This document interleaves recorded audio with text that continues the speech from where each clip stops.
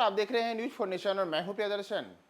Patna high court के एक फैसले के बाद अब बिहार के 22,000 प्राथमिक शिक्षकों को अपनी नौकरी से हाथ धोना पड़ेगा। जी हां, पिछले वर्ष ही जो छठे चरण की नियुक्ति के तहत बीएड धारकों को प्राथमिक शिक्षक के रूप में बिहार में नियुक्ति हुई थी, ऐसे 22,000 शिक्षकों को अब नौकरी से हटाने का आदेश पटना हाई कोर्ट के एक फैसले के बाद तय हो गया है और यह फैसला आज ही पटना हाई कोर्ट ने सुनाया है। दरअसल बीएड डिग्री धारक प्राथमिक शिक्षकों को आज पटना हाईकोर्ट ने बड़ा झटका दिया है। हाईकोर्ट ने बुधवार को बिहार प्राथमिक शिक्षक पद पर पिछले वर्ष से नियुक्त बीएड डिग्री धारकों यानी कि जो छठे चरण के तहत शिक्षक में जिनकी नियोजित शिक्षक के रूप में नौकरी हुई थी, उनको नौकरी से हटाने का अपना फैसला सुनाया है। कोर्ट के इस फैसले से करीब 22,000 शिक्षकों को सेवा मुक्त होना पड़ेगा, जो पिछले वर्ष से नियोजित शिक्षक के रूप में अपनी सेवाएं दे रहे थे। वर्ष 2022 में छठे चरण में 42,000 नियोजित शिक्षक बहाल हुए थे। इसमें कक्षा 1 से 5 वर्ग तक के लिए 22,000 नियोजित शिक्षक बहाल हुए थे।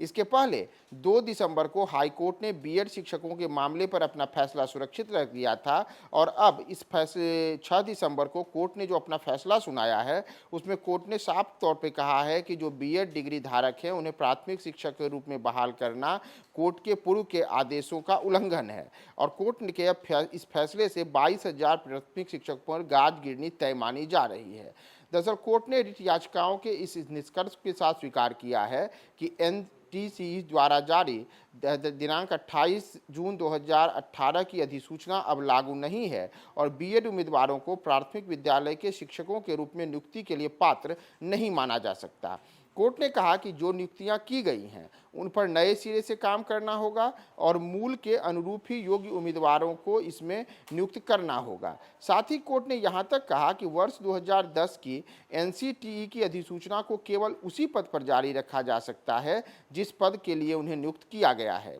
राज्य यह भी निर्णय लेगा क्या इस तरह के पुनर्कार्य पर रिक्त होने वाले पदों को प्राथमिक विद्यालय के शिक्षकों के रूप में नियुक्ति के लिए पात्र उम्मीदवारों से राज्य के पास उपलब्ध मेरिट सूची से भरा जाएगा या फिर क्या किया जाएगा। यानी कि जो 22,000 पद रिक्त होंगे, अब इस पर राज्य सरकार को अलग तरीके से सोचना होगा। वहीं ऐसे में बीएड डिग्री धारक नियोजित शिक्षक जो कि छठे चरण की बहाली के तहत नियोजित शिक्षक के रूप में अपनी सेवाएं पिछले 1 साल से ज़्यादा समय से दे रहे हैं, उन सबको अब कोर्ट के इस फैसले से बड़ा झटका लगा है और ऐसे करीब 22,000 शिक्षक हैं जिनको छठे चरण की नियोजित शिक्षक की नियमावली के तहत उनकी नियुक्ति हुई थी, लेकिन अब उन तमाम शिक्षकों को प्राथमिक शिक्षक के रूप में जो नौकरी थी उससे हाथ धोना पड़ेगा। यानी कि आज पटना हाई कोर्ट के इस फैसले के बाद छठे चरण में जिन 22,000 प्राथमिक शिक्षकों की नियुक्ति हुई थी, उन सबको अब नौकरी से हाथ धोना पड़ सकता है।